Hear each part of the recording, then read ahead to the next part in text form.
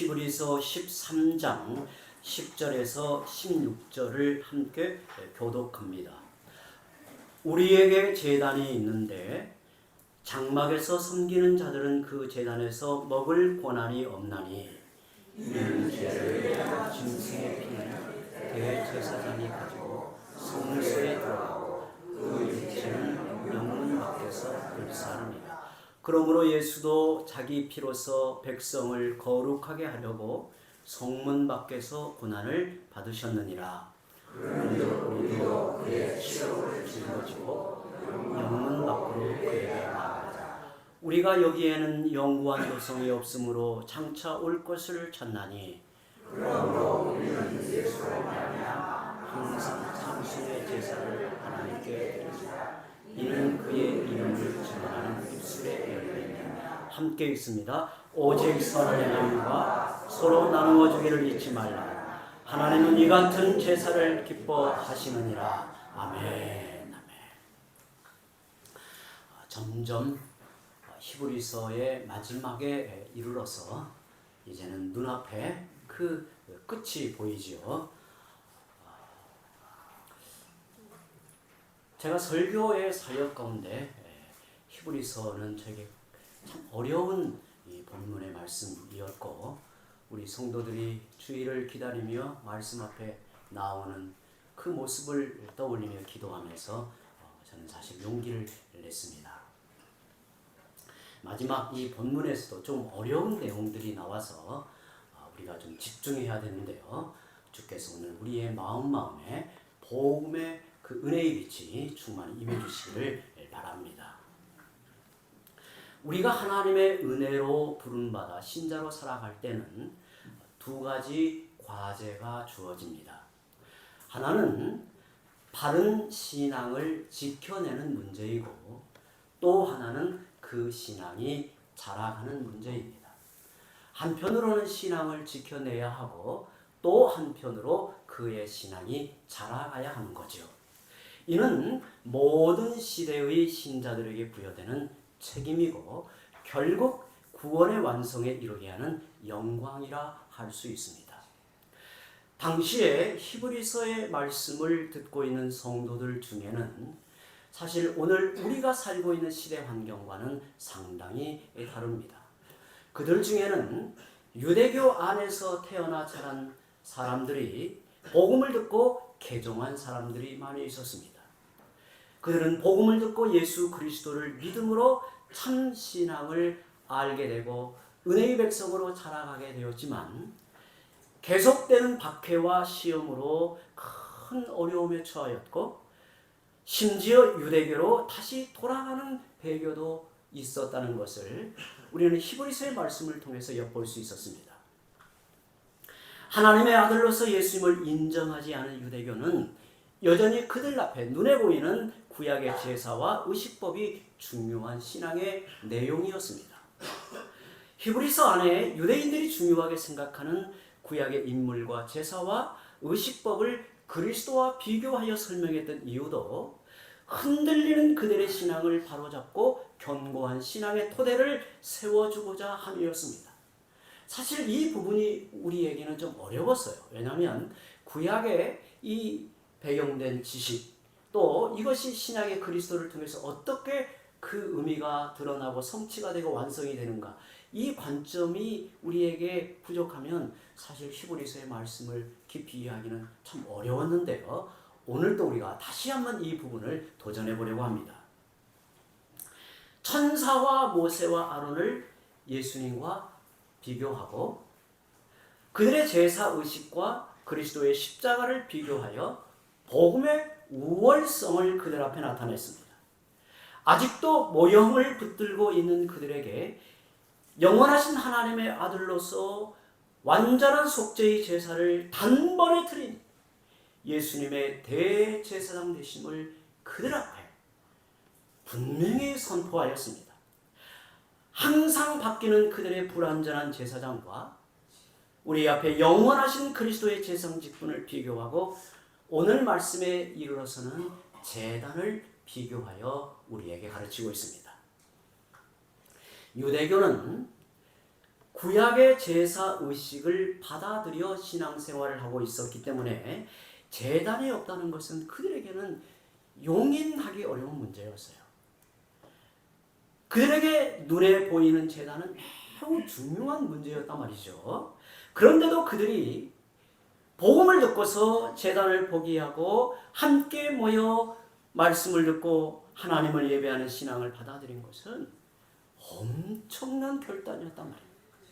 어찌 보면 자기 인생의 송두리째 그 신앙의 관을 무너뜨리고 복음의 신앙을 받아들인다라고 하는 것은 그들은 이게 진짜야? 여기에 참으로 하나님의 영원한 진리가 있어라고 하는 결단이 그들에게 있어서 복음의 신앙으로 들어온 거죠. 하지만 그들 앞엔 두려운 박해와 시험이 계속되면서 그 연약함으로 인하여 신앙이 흔들리고 더구나 유대인의 유혹으로 인해 혼란스러운 상황에서 어릴 때부터 익숙해 있던 제사의식이나 제단은 큰 시험이 아닐 수가 없었어요. 당장 눈에 보이는 제사의식이나 제단이 더 믿을만하게 다가왔단 말이죠. 옛날 우리도 예수님을 믿고 조상 제사를 거부하거나 하나님 중시로 살려고 하면 흔히 듣는 핍박의 말이 있었습니다.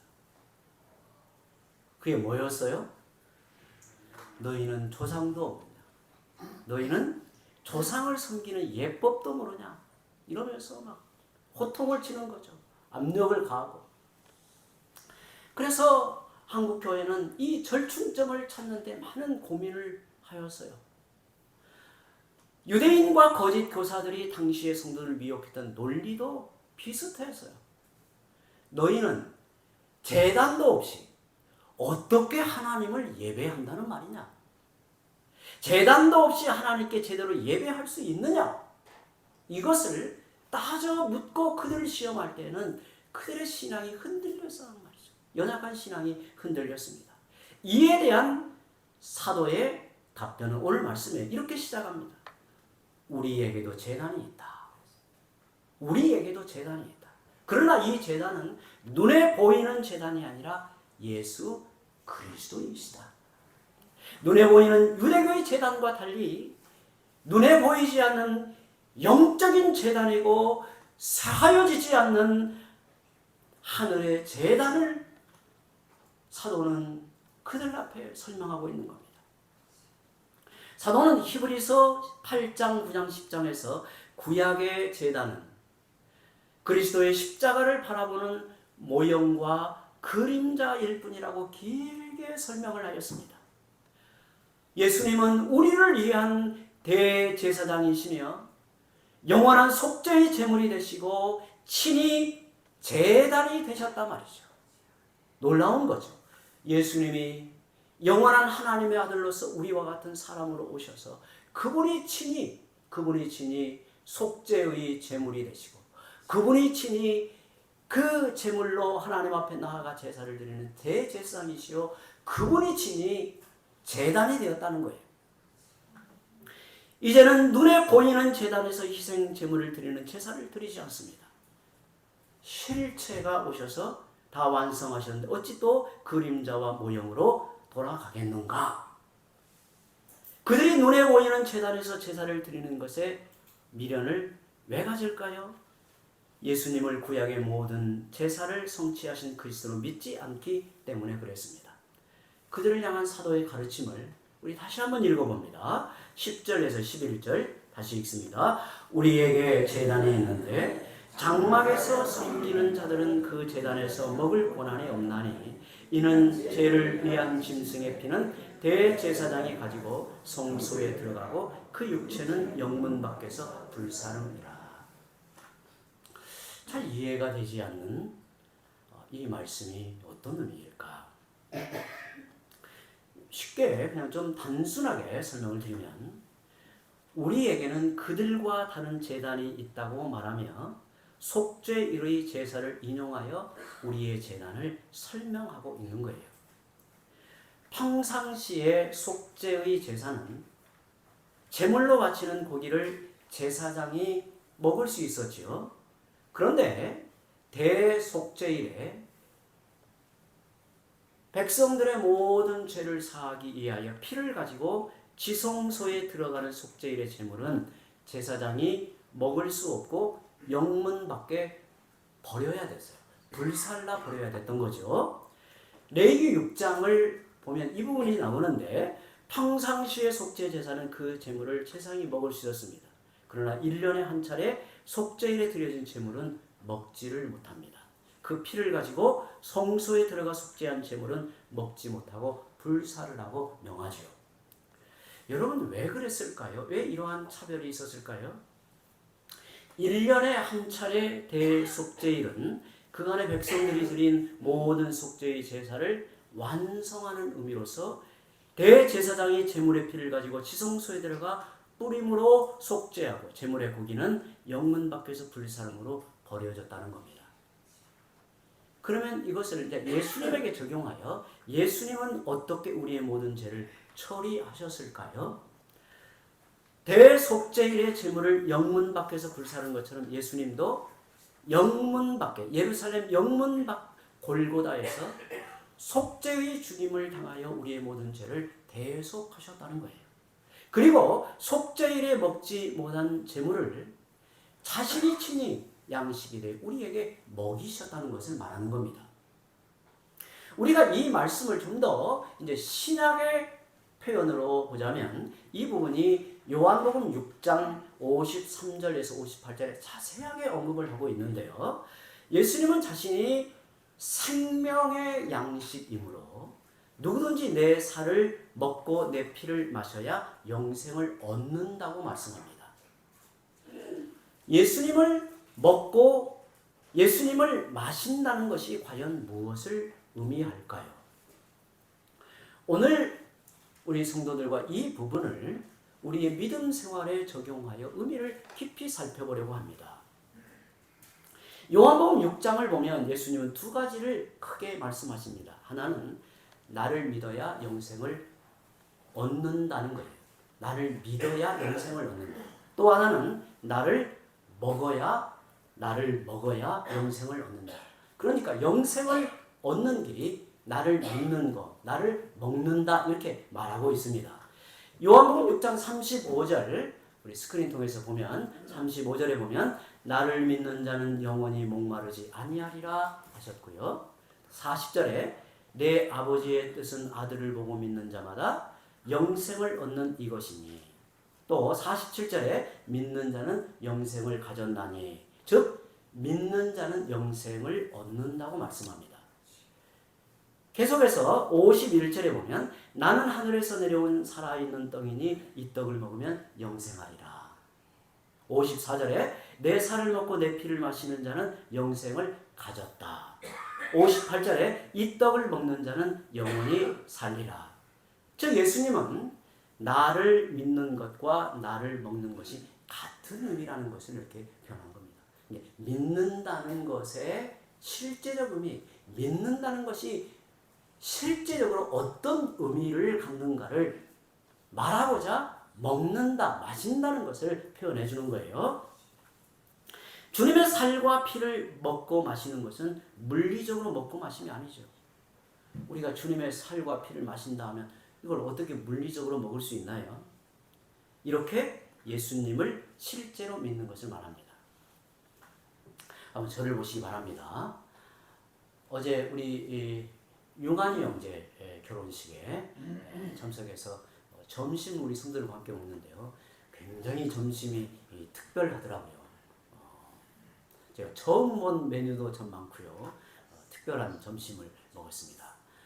그런데 여러분 제가 그 점심을 이론적으로 자세하게 설명하면 여러분들이 배가 불러집니까? 아무런 영향이 없습니까? 배가 좀 불러지겠죠. 배가 불러질 수가 없죠.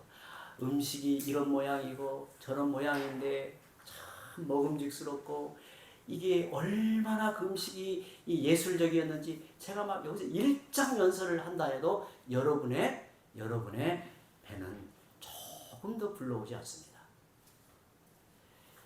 예수님을 믿는다라고 하는 것은 이렇게 실제적이라는 거예요. 먹고 마시면 반드시 내게 영향을 준단 말이죠. 여러분, 물 한 잔을 마시면 이 물이 내게 영향을 줍니다. 밥을 먹으면 영향을 준단 말이죠. 예수를 믿는 것은 이렇게 실제적이라, 이렇게 내게 직접 영향을 준단 말이죠.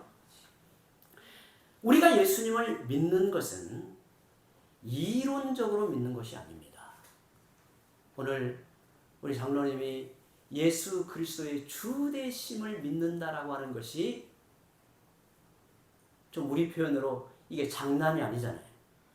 이게 예수님을 믿는다, 그냥 우리 입으로 예수님을 주님으로 믿습니다 라고 이 예배당 안에서 하는 것은 누구나 다 할 수 있는데, 실제로 우리의 삶 가운데, 우리의 인생 속에서 예수님이 나의 주님이라고 고백하고 실제로 믿고 살아갈 때는 내 인생을 걸어야 된단 말이죠. 심지어 내 목숨마저 걸어야 믿는다 말이 성립이 된단 말이에요. 예수님을 이론적으로 믿는 게 아니에요. 좀 어려운 표현으로 말하자면 예수님을 내 생각, 관념으로 믿는 게 아니에요. 오늘 우리가 주일에 함께 모여 이 예배당에서 찬송하며 주의 이름을 높여 고백하는 이런 방식으로만 멈출 수 없단 말이죠.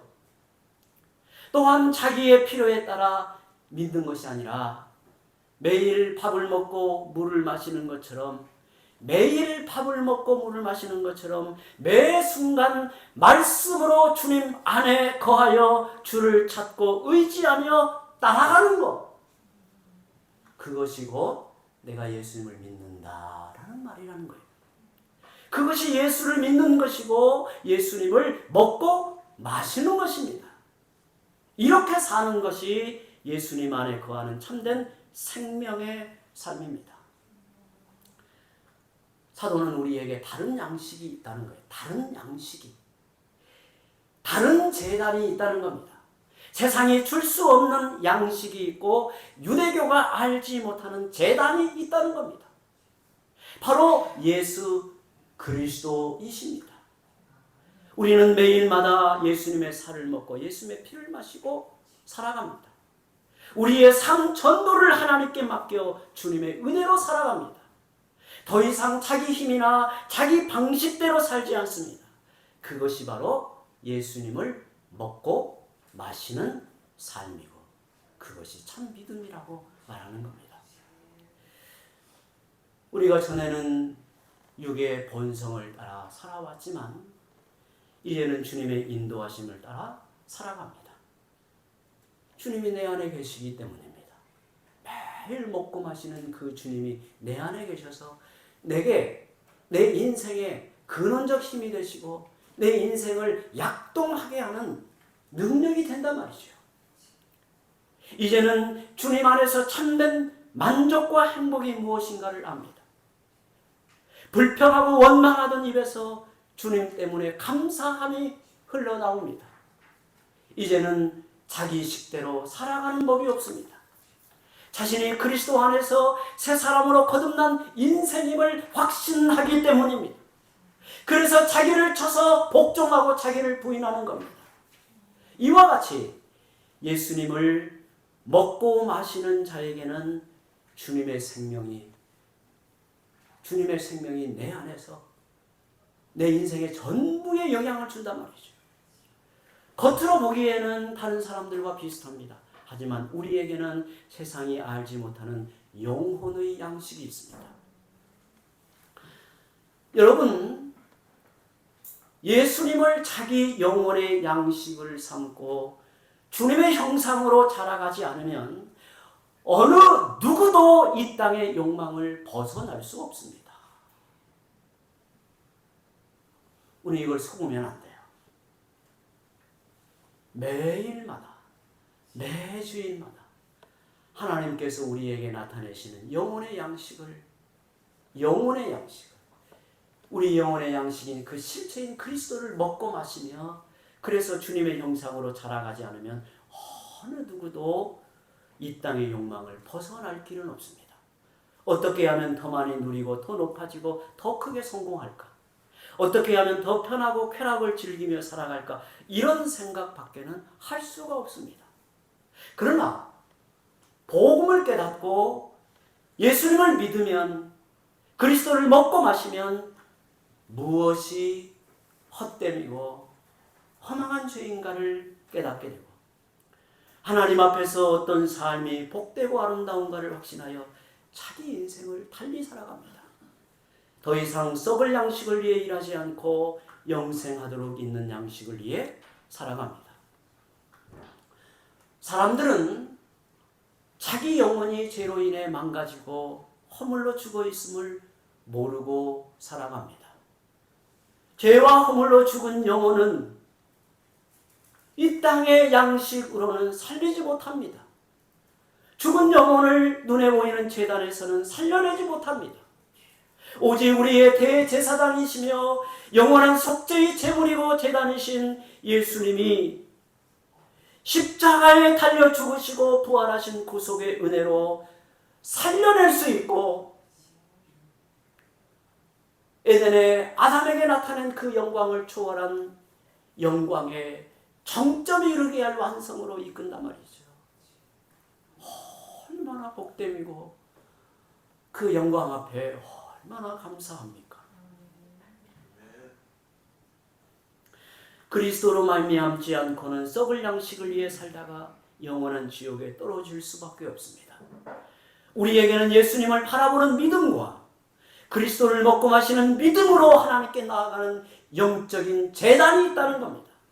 언제나 이 제단에 나아가 주님의 은혜를 먹고 마실 때 우리는 의의 백성으로 살아갈 수 있습니다. 이제 주 안에 있는 성도는 눈에 보이는 제단에서 희생 제물을 드리며 제사하지 않습니다. 우리는 유대교의 방식으로 하나님을 섬기는 게 아니에요. 지금 신약 시대에도 유대교의 방식으로 하나님을 섬기는 사람들이 많아요.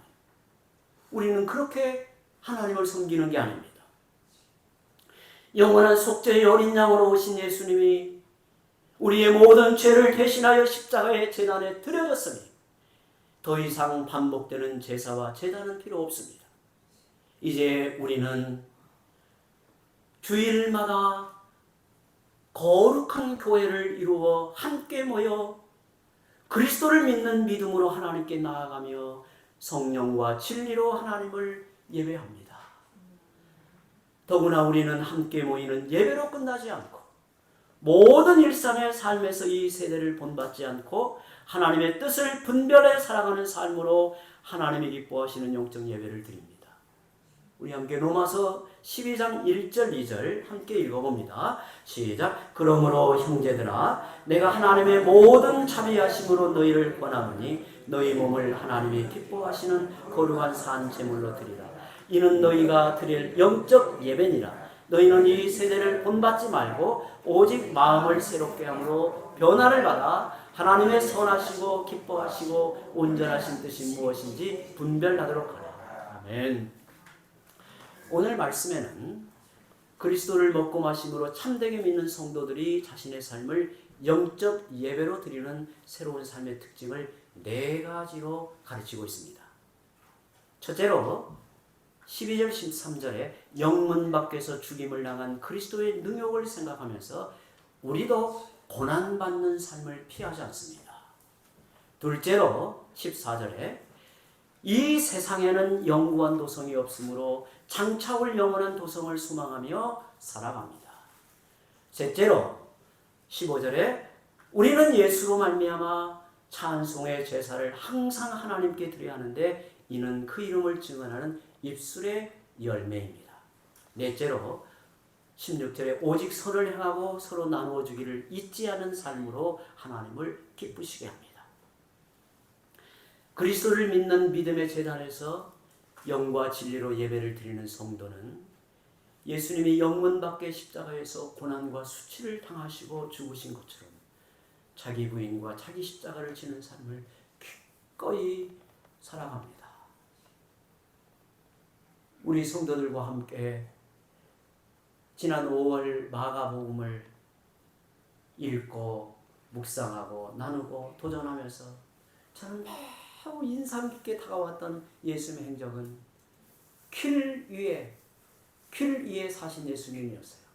제 눈에는 갈릴리에서 예루살렘으로 올라가는 길 위에 살았던 인생으로 저에게는 깊이 각인이 되었어요. 머무르지 않고 하나님이 보내신 뜻, 그 목적을 지향하여 묵묵히 때로는 도전과 시험 앞에서도 굽히지 않고 그 길을 한 걸음 한 걸음 나아가시는 주님이 매우 저에게는 제 삶을 다시 점검하게 하였습니다. 사람들은 길을 하다가도 이것도 저것도 기웃거리고 주저앉기도 하고 다른 데도 관심을 빼앗기고, 그러나 예수님은 제 눈엔 한 번도 굽힘 없이 보라봄 없이 제자들과 함께 그 길로 나아가는 길 위에 서 계신 예수님이 저에게는 매우 감동적이었습니다. 사랑하는 성도 여러분, 우리는 예수님의 그 길을 따라갑니다. 그 길에서 예수님을 만나고 그 길에서 주님과 동행하는 삶을 사는 겁니다. 믿음으로 살 때에 다가오는 세상의 조롱과 수치와 핍박을 외면하지 않습니다. 이는 자기 존재를 하나님이 기뻐하시는 거룩한 산 제물로 드리는 영적 예배이기 때문입니다. 이렇게 믿음의 제단에서 드리는 영적 예배는 이 땅을 영구한 도성으로 여기지 않고 하늘의 도성을 사모하는 소망으로 연결이 됩니다. 하나님은 이러한 믿음으로 사는 자기 백성의 고난과 수치를 반드시 영원한 복과 영광으로 갚아주심을 믿는 이 소망은 항상 그 이름을 증언하는 입술의 열매인 찬송의 제사로 이어지고 그 찬송에 어울리는 선을 행함과 서로 나누어주는 삶의 예배로 나타납니다. 성도 여러분, 오늘 사도는 우리에게 말합니다. 우리에게도 제단이 있다. 우리는 믿음의 제단에서 예수로 말미암아 찬미의 제사를 항상 하나님께 드립니다. 선을 행하고 서로 나누는 삶을 하나님이 기뻐하시는 영적 제사로 드리고 사는 겁니다. 잠시 머물러 사는 이 땅은 영원하지 않음을 알고 장차올 영원한 본향을 찾고 사모하는 성도들이 십자가의 제단 앞에 나아가 하나님께 예배를 드립니다. 예수님이 나의 힘과 소망이 되어 예수로 말미암아 사는 사람들은 그 이름을 증언하는 입술의 열매로 항상 찬미의 제사를 드린다고 사도는 우리에게 권합니다. 성도 여러분, 우리가 성도로 살아가는 인생은 예수님이 아니고는 설명이 안 되고 해석이 되지 않습니다. 저도 예수 믿는 삶이 무엇일까? 예수를 제대로 믿는 삶이 무엇일까? 늘 고민합니다. 요즘 저에게는 큰 은혜 중에 하나가 우리 장로님 오늘에도 정말 매우 실제적인 도전을 하는 것. 예수 믿는 것이 도대체 뭘까? 우리는 자칫 예수 믿는 것을 종교적 행위로 규정하는 경우가 많아요. 예수 믿는 것을 어떤 교리적 이해로 멈추는 게 많아요. 아니면 자기의 방식, 자기의 어떤 생각으로 예수 믿는 것을 규정해 놓고 나는 괜찮아, 문제가 없어 라고 생각하기 쉽단 말이죠. 그러나 오늘 사도를 통해 우리에게 전해주는 이 마지막 히브리서의 말씀 부분에는 우리가 성도로 살아가는 인생은 예수님이 아니고는 설명이 안 된단 말이죠. 우리가 성도로 살아온 걸음이 그러했고 앞으로 성도로 살아갈 인생 걸음이 그렇습니다. 이런 면에서 우리처럼 부러움의 인생이 없고 복된 삶이 세상엔 없는 겁니다. 우리는 유별난 삶으로 서 있고 이 세상에 어디에서도 찾을 수 없는 복된 삶으로 주 앞에 살아가고 있는 겁니다. 지금 우리의 인생은 어떤 처지에 놓여 있을지라도 그리스도 안에 있고 예수로 말미암아 영광에 이르는 중에 있습니다. 그래서 어떤 고난과 시험도 유익할 것이라고 우리는 받아들입니다. 우리는 그리스도를 먹고 마심으로 하나님이 기뻐하시는 선한 열매를 맺을 수 있습니다. 오늘 우리가 그리스도를 먹고 마시면 추상적이지 않습니다. 매우 실제적입니다. 주일마다 주님이 언약 공동체인 자기 백성을 친히 이처럼 부르시고 신실하신 은혜와 사랑으로 복음의 말씀을 풀어 듣게 하시고 그때마다 하나님의 깊고 부유한 사랑을 항상 힘내게 하십니다. 더구나 주님의 살과 피를 생생히 떠올리게 하는 성찬을 베푸셔서 믿음으로 그리스도를 먹고 마시게 하시니 감사할 뿐입니다. 지금도 성령으로 주님의 모든 것을 우리에게 은혜로 베풀고 계십니다. 그 은혜를 힘입어서 언약 백성으로 굳건히 살아가시기를 바랍니다. 이렇게 기도합니다.